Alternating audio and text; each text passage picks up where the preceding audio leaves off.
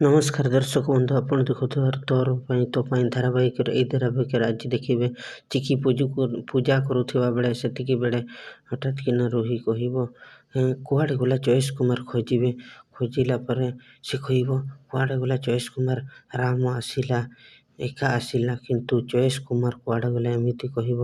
ତାପରେ ଚିକି ଶୁଣିବ ଯେ ଓ ମାଇ ଗଡ୍, ଏବେ କ'ଣ ହେବ, ରାମ ପଛରେ ରୋହି ତ ପଡ଼ିଛି, ଏମିତି କ'ଣ ହେବ ଏବେ।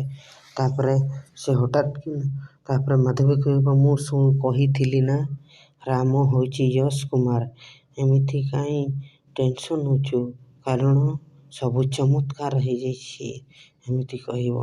ତାପରେ ରାମକୁ ଦେଖିବ, ସେତିକି ବେଳେ ହଠାତ୍ କିନା ଯଶ କୁମାର ବାହାରିଯିବ।